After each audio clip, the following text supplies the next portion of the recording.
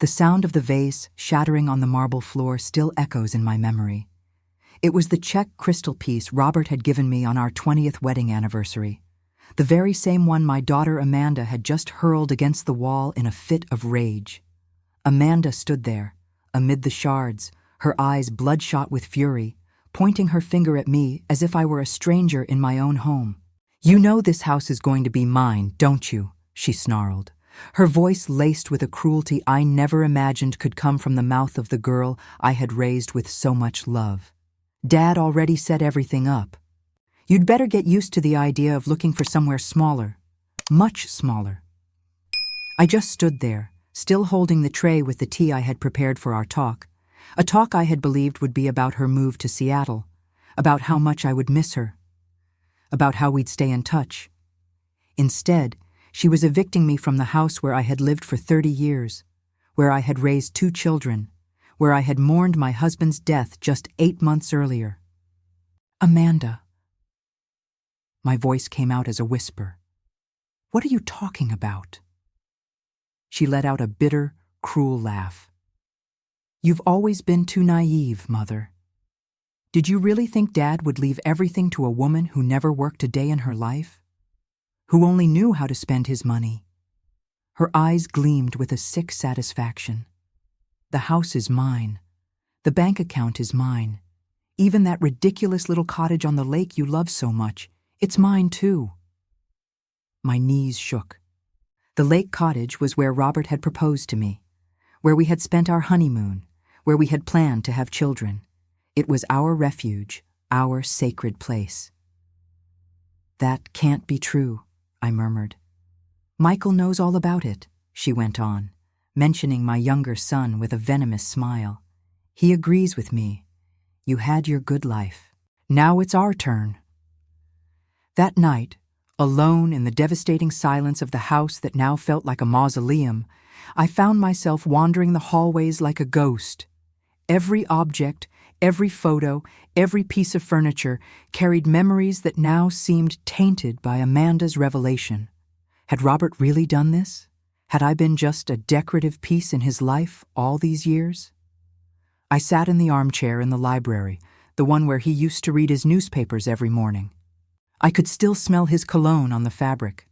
Robert had always been a meticulous, organized man. If he had really made these changes in the will, the documents would be in his office. In the safe, he thought, I didn't know the combination to. But I knew. It was our wedding date, 06/15/1992. With trembling hands, I entered the numbers. The safe opened with a soft click, revealing neatly organized folders in alphabetical order. My heart raced when I found the folder labeled Will Last Testament. Inside was a document dated 3 months before his death, right when he had begun the more aggressive chemotherapy. I read every line with a mix of disbelief and growing horror. Amanda was right. The house, the accounts, the investments, even our little lake cottage, everything had been left to her. To me, only a modest pension for basic maintenance, as if I were a retired servant, not the woman who had dedicated 30 years of her life to caring for his family. But something didn't make sense. The signature. It looked different from the one I knew. Robert always signed with a firm, slanted hand, but this one was shaky, uneven. And why would he do this without telling me? Even in his last days, when the morphine left him confused, he repeated, "Catherine, promise me you'll take care of our cottage. That's where we're happiest." The next morning, Amanda arrived with Michael and a blonde woman I wasn't introduced to. They walked into the house as if they owned it, which, apparently, they did. Amanda carried a folder of documents and a smile that never reached her eyes. "Mother, this is Rebecca, my lawyer," she said with a coldness that cut me like a blade. "We're here to settle the practical details of the transition." Rebecca extended her hand with a professional smile. "Mrs. Harrison, I'm sorry for your loss. I'm here to facilitate the probate process. Your daughter wants everything to be handled as smoothly as possible." Michael avoided my gaze. "My youngest son, who until just a few months ago used to call me every week, who brought the grandchildren over for Sunday lunches, now stood there like a stranger. "Michael," I called softly, "did you know about this?" He finally looked at me, and what I saw broke my heart, shame mixed with greed. "Mom, Dad made the right decision. Amanda has always been more responsible with money. He hesitated. "You never had to worry about those things." "Those things," I repeated, incredulous. "You mean our family, our home." "This meeting isn't about emotions," Rebecca cut in firmly. "It's about legal facts. The will is valid, properly witnessed and recorded. You have 60 days to leave the property." Amanda sat down on the sofa, my sofa, and crossed her legs with calculated elegance. "Mother, you can stay in the apartment above the garage until you find something permanent. It's small, but it'll do." Something permanent, as if I were an unwanted guest who needed to be removed. I looked at the 2 children I had raised, loved unconditionally, protected from every possible pain. And I realized they no longer saw me as their mother. They saw me as an obstacle. That's when I saw it. In one of the folders Rebecca had left open on the coffee table, there was a copy of the old will, the real one. I managed a quick glance while she was distracted talking to Amanda about the vacating schedule. The document was dated 5 years earlier, and in it, Robert left everything to me, with Amanda and Michael as secondary beneficiaries only after my death. My heart pounded. There were 2 wills. The one they were using was later, but something told me it wasn't legitimate. I needed help, someone I could trust. I thought of Eleanor Mitchell, my lifelong friend who was a retired judge. If anyone could guide me, it was her. "I'd like a few days to process all of this," I said, trying to keep my voice steady. "It's a lot of information at once." Amanda exchanged an impatient look with Rebecca. "Of course, Mother. But remember, 60 days. We won't be able to extend the deadline." As soon as they left, I ran to the phone. Eleanor answered on the second ring, and her warm voice brought the first sense of relief I had felt in days. "Catherine, dear, how are you?" I broke down. I told her everything through tears. Amanda's coldness, the second will, the feeling of betrayal by my entire family. Eleanor listened in silence. And when I finished, her response was firm and decisive. "Catherine, you need to come to my office tomorrow morning. Bring every document you can find. Something is very wrong with this story, and we're going to find out what." For the first time in days, I felt a spark of hope. I wasn't crazy, I wasn't paranoid, and more importantly, I wasn't alone. Eleanor's office was downtown, in a historic building that breathed seriousness and tradition. She welcomed me with a tight hug and led me into her room, where a man in his 40s was waiting. "Catherine, this is David Parker, one of the best estate lawyers I know. I told him about your situation, and he agreed to take a look at the case." David had kind but sharp eyes, and he had me sit down with the same delicacy one uses with someone who has just suffered a trauma. And that was exactly what I was. "Mrs. Harrison, may I call you Catherine?" I nodded. "I need you to tell me everything from the beginning. Every detail could be important." For an hour, I recounted the whole saga. David took careful notes, occasionally asking specific questions about dates, people present, unusual behaviors from Robert in his last months. When I finished, he leaned back in his chair with a thoughtful expression. "Catherine, what I'm going to say may sound harsh, but I need to be direct.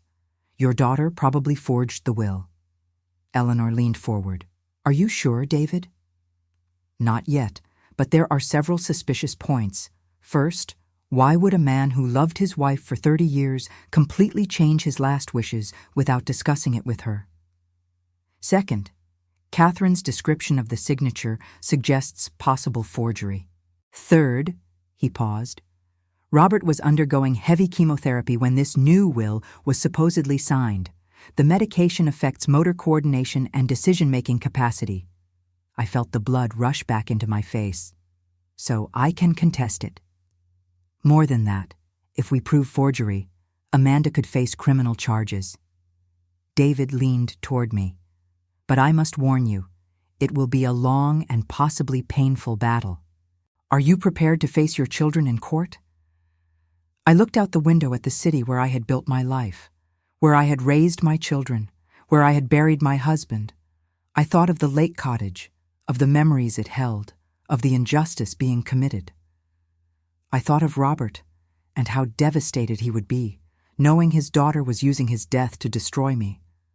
I am more than prepared, I replied, and my voice sounded stronger than it had in months. In the following days, something changed inside me. The submissive, insecure woman who had wandered the halls like a ghost began to give way to someone I didn't recognize, someone determined, focused, strong. David had requested an urgent handwriting analysis of the will, and within 3 days we had the answer we were hoping for. The signature was a crude forgery. Amanda isn't as clever as she thinks, David said during our meeting. She used a signature from a document Robert had signed while suffering tremors from his medication.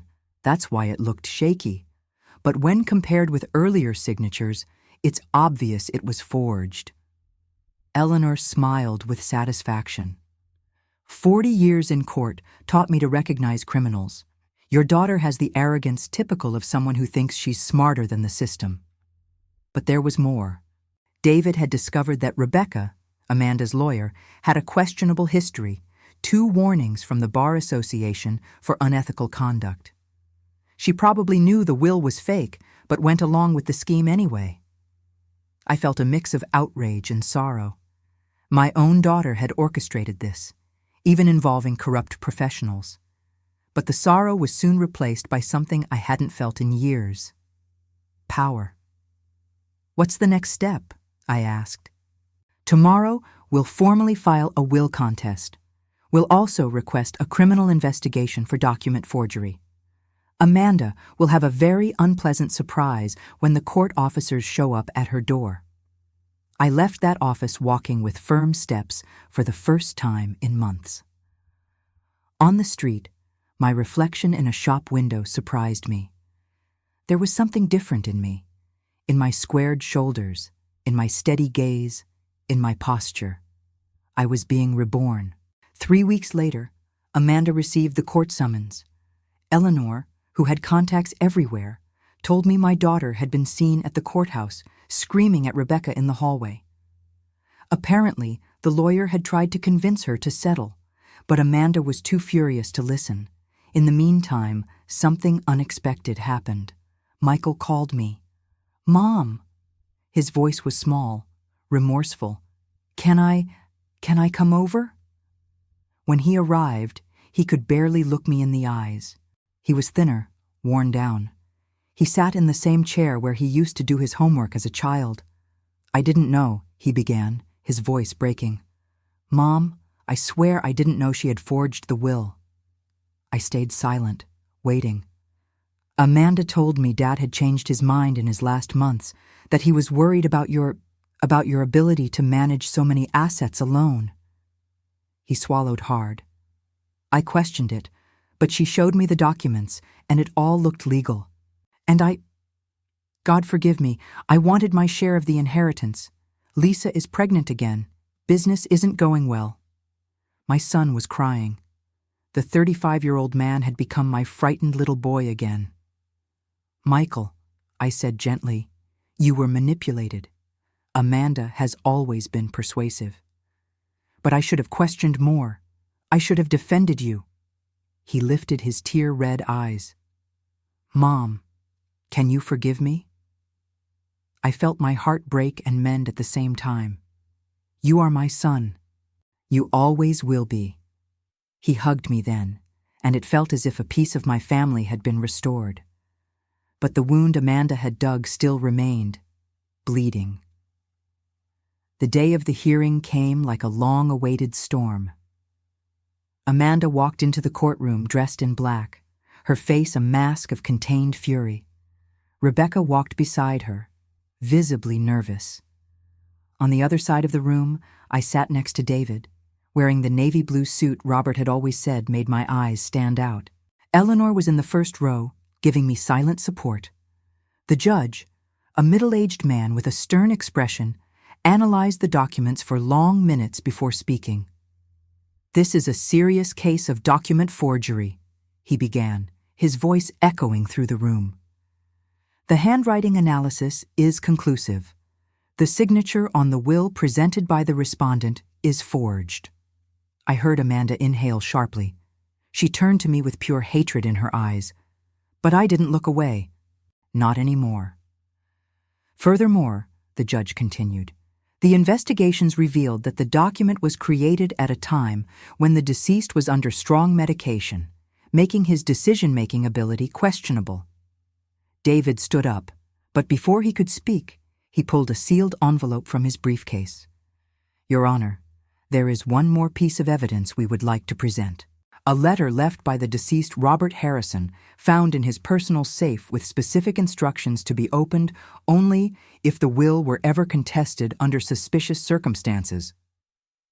The courtroom fell into absolute silence. I felt my heart stop. David opened the envelope and read, "My dear Catherine, if you are hearing this letter, it means my worst suspicions have been confirmed. In the last months of my life, I noticed troubling changes in Amanda's behavior.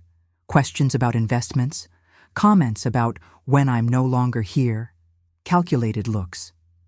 That's why, in addition to the true will, I created a special trust fund of $500,000 destined exclusively to help women who, like you, may be victims of family manipulation after becoming widows. Use this money to turn your pain into purpose, my love. I always knew you were stronger than you imagined." Robert. Amanda was pale as a ghost. Robert had foreseen everything.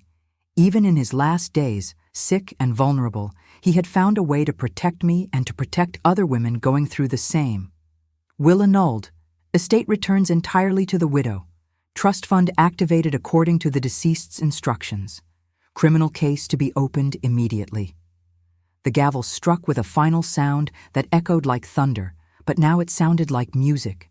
Amanda jumped to her feet, her face twisted with rage. "This isn't over," she shouted, pointing at me. "You may have won today, but you've lost a daughter forever." I stood up too, and when I spoke, my voice came out calm, clear, strong. "Amanda, I lost a daughter the day you decided to forge your father's signature. What happened here today was only justice." 3 months later, Amanda had moved to another state, trying to escape the legal consequences that would follow her for years. We discovered she had accumulated astronomical debts, trying to maintain a lifestyle she could never afford, and saw the inheritance as her salvation. Greed had completely corrupted the sweet girl I once raised, leaving behind only a shadow of the daughter I had known. Michael, on the other hand, proved that remorse can be the beginning of true redemption. He began visiting me regularly, bringing Lisa and the children. At first, the visits were hesitant, filled with awkward silences and unspoken regrets. But little by little, we rebuilt our relationship on firmer ground, based on honesty, not on the expectation of inheritance. Each time Tommy or Sarah ran into my arms, it felt like a piece of my fractured heart was being restored. But the greatest change had happened within me. The woman who had once wandered her own house like a ghost, suffocated by grief and betrayal, was gone. In her place stood someone I had never allowed myself to be before. A woman who had faced the abyss and returned stronger. That strength was no longer just about surviving. It was about creating meaning from the ruins. Eleanor invited me to join her organization that helped widows deal with complex legal issues. At first, I doubted myself. What could I possibly offer beyond my own story?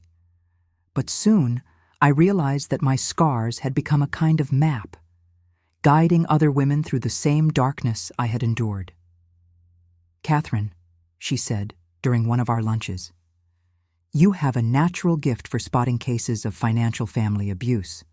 You've already helped 3 women recover their estates." It was true. My experience with Amanda had given me a unique perspective on family manipulation and the vulnerability of widows. I discovered that there were hundreds, thousands of women going through exactly what I had endured. Greedy children, unethical lawyers, families that exploited grief to steal what wasn't theirs. With each case I helped resolve, I felt Robert smiling from beyond. I could almost hear his voice saying, "You always underestimated your own strength, Catherine." Now, finally, I had found it, and I was learning to use it not only for myself, but for others. A year after the hearing, I received an unexpected letter. The envelope was plain, the handwriting shaky but familiar. My hands trembled as I opened it, my heart pounding with a mixture of dread and reluctant hope. It was from Amanda. "Mom, I'm writing from the rehabilitation center where I've been for 2 months. The last few years have been a nightmare of my own making, driven by a greed I can't explain. I lost everything, you, Michael, my friends, my dignity. I don't expect forgiveness. I don't deserve it. But you need to know, I never stopped loving you, even when I was hurting you. Something dark took over me after Dad died. I was afraid of the future, afraid I wouldn't be strong like you. Ironically, in trying to steal your strength, I discovered you were always the strongest of us. I'm trying to rebuild myself. Maybe one day you'll give me a chance. Amanda." I read the letter once, twice, 3 times, as if the words would change with each reading. They didn't. Each sentence carved into me with both pain and relief. I was sitting on the porch of the lake cottage when I received it. Autumn had painted the trees in gold and crimson, and the fallen leaves floated gently on the calm surface of the water. It was the same cottage where Robert had once promised me we'd grow old together, and now it had become my refuge for facing the unthinkable. Tears rolled down my cheeks, not born of anger, nor of simple sadness, but of something far more complex. A tangle of grief, fragile hope, and a strange kind of love that persisted despite everything. Eleanor, who had come to spend the weekend with me, sat silently by my side, giving me the space to breathe. When she finally spoke, her voice was calm, deliberate. "She's trying to redeem herself," she said, after reading the letter with the same careful attention I had. "Is it possible to forgive something like this?" I whispered, staring at the horizon where the sun was sinking into the lake. The question was not rhetorical. It came from the rawest part of me, the part that still bled every time I remembered Amanda's eyes filled with greed instead of love. "Catherine," Eleanor replied gently, "you've spent the last year helping dozens of women. You've built a new life based on justice and compassion. If anyone can find a path to forgiveness, it's you. Forgiveness doesn't mean forgetting. It doesn't mean excusing. It means leaving the door open to something better." That night, I sat at my desk with the same pen Robert used to sign our wedding certificate decades earlier. For a long time, I stared at the blank page, unsure where to begin. Then, slowly, words came. I didn't offer immediate forgiveness. Some wounds are too deep, some scars too fresh. But I offered something more important, a beginning, a small, fragile bridge across the chasm she herself had created, a possibility of rebuilding when she was truly ready. 3 months after I sent my letter to Amanda, an unexpected storm struck my new life. Eleanor called me in a panic one Monday morning. "Catherine, did you see the paper today?" My heart raced. I ran to the front door and grabbed the copy of the Seattle Tribune. On the 3rd page was an article titled, "Wealthy Widow Manipulates Legal System to Steal Children's Inheritance." The report, written by a journalist who had clearly been fed distorted information, painted a horrific picture of me. According to the article, I was a vindictive woman who had used political influence to forge evidence against my innocent daughter. The piece described Amanda as a young mother battling a corrupt system. My photo, taken without my knowledge as I left the courthouse, appeared next to a staged photo of Amanda crying. The article even mentioned our organization, Strong Widows, as a money laundering scheme disguised as charity. The phone didn't stop ringing all day. Journalists wanting comments, worried donors, women we had helped asking if the story was true. David Parker called immediately. "Catherine, this is clear defamation. We'll sue the newspaper and find out who provided this false information." But I already knew who it was. The detailed description of our family life, the internal documents mentioned, the way my supposed controlling personality was portrayed, it all bore Amanda's digital fingerprints. Eleanor arrived at my house an hour later, furious. 40 years in the courtroom taught me to recognize a smear campaign when I see one. Amanda is desperate. Things got worse in the following days.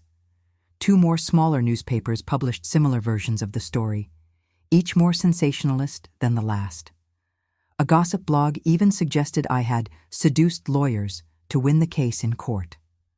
The worst moment came when Michael called, his voice tense with worry. "Mom, we need to talk. It's about Tommy and Sarah." My grandchildren, 8 and 6 years old. My heart froze. "What happened?" "Lisa got a call from the school today. Apparently, some kids saw the article online. Their parents had been talking about it. Tommy came home asking if you were a bad woman who stole money from Aunt Amanda. It felt like I had been punched in the stomach. Amanda had crossed the final line. She was using my own grandchildren against me. Michael, you know none of that is true." "I know, Mom. Lisa knows. But the kids are confused. They heard other adults saying you did terrible things." That night, David brought devastating but hopeful news. We found the source. Amanda really provided the information to the journalists, but she made a crucial mistake.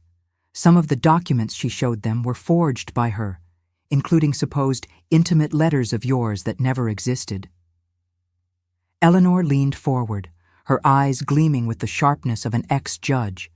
"That means she committed a new crime, defamation and document forgery, and this time we have real-time evidence."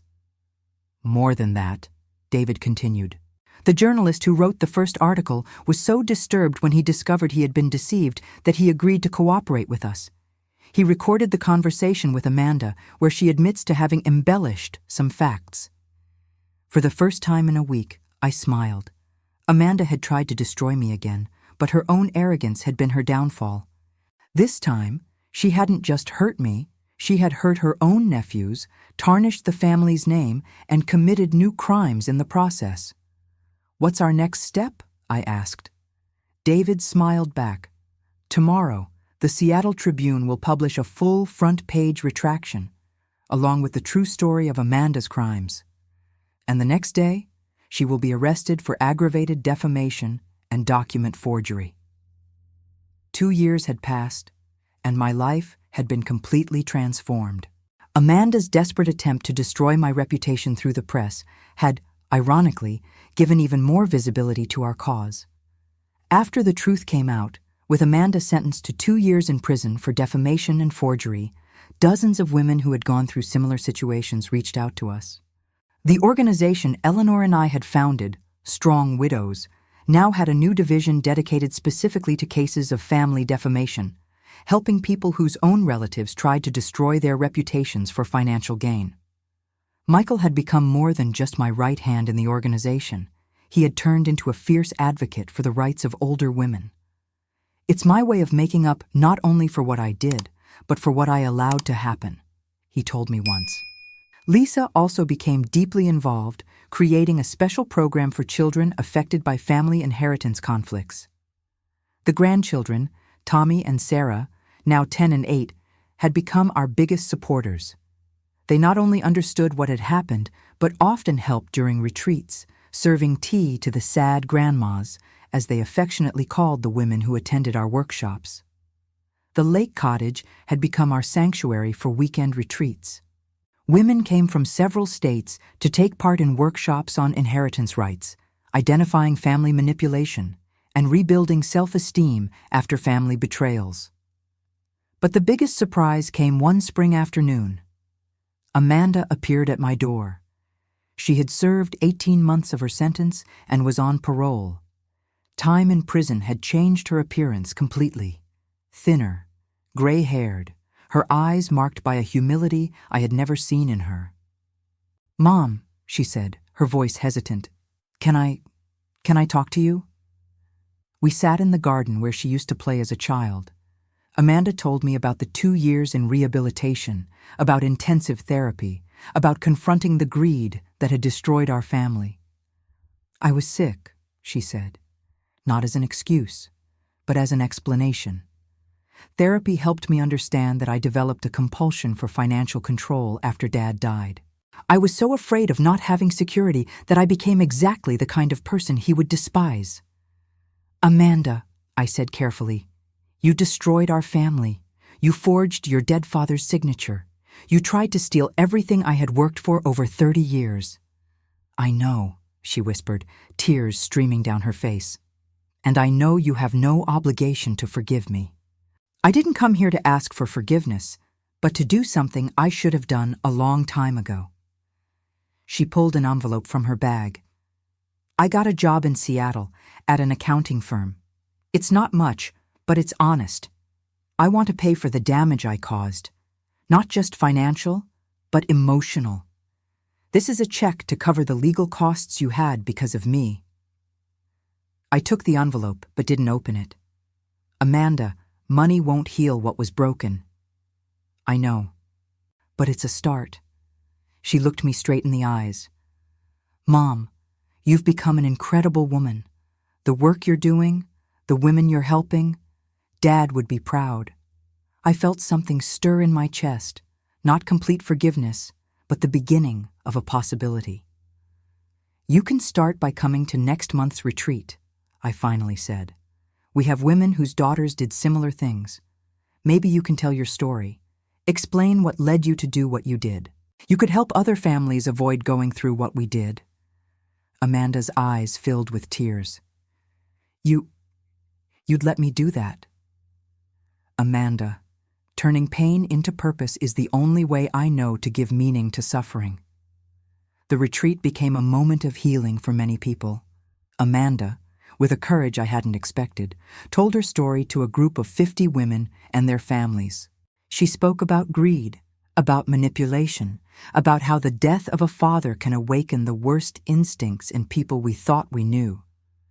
"I became a monster," she said, her voice firm despite the tears. "And the only person who showed me the way back was the woman I hurt the most." After her presentation, several people approached her. Daughters who had done similar things, mothers trying to figure out how to forgive, families struggling to rebuild after financial betrayals. That night, Amanda and I walked to the dock of the lake cottage. It was the same place where Robert had proposed to me 45 years earlier, where he used to fish while I read, where we dreamed of a future that never included this kind of trial. "Mom," Amanda said, looking at the stars reflected in the water, "I don't expect you to forgive me completely. Maybe you never will, but I want you to know that the strong woman you became inspires me every day to be better." "Amanda," I replied, "forgiveness isn't something given all at once. It's something built day by day through consistent actions. You're on the right path." She nodded, understanding it would be a long process. But for the first time in years, we were on the same path, even if at different points along it. 5 years after the day Amanda smashed the crystal vase, I was in the same living room, but everything had changed. Strong Widows was now a national organization, with chapters in 12 states. We had helped more than 1,000 women reclaim stolen estates and lost dignity. Michael had become the executive director of the organization, turning his guilt into a life mission. Amanda, after 3 years of consistently proving her genuine change through actions, had joined us as an advisor, helping families navigate the difficult process of rebuilding after financial betrayals. Eleanor, now 85, continued as our honorary president, her wisdom guiding every important decision. That particular day, we were preparing the launch of our first book, When Family Becomes the Enemy, a survival guide for financial family abuse. It was our story, but also the story of hundreds of women who had found the strength to fight. The phone rang. It was a call from Los Angeles, a widow of 62 whose daughter had emptied her bank account and tried to force her to sign over her house. Familiar story, familiar pain. "Margaret," I said on the phone, "you've come to the right place. We're going to help you recover not only your estate but your dignity. And when it's over, if you want, you can help other women going through the same." After hanging up, I turned to Amanda, who had overheard the conversation. "Another one," I said. "Another one who's going to discover she's stronger than she imagines," she replied. And for a moment, I saw the sweet girl she once was, now tempered by the wisdom of redemption. Today, 10 years after that devastating day, I am sitting on the porch of the lake cottage, writing the final pages of our story. The sun is setting, painting the water gold, and I can hear the voices of my grandchildren playing in the yard. Michael and Lisa are preparing dinner. Amanda is helping the children with a kite that refuses to fly.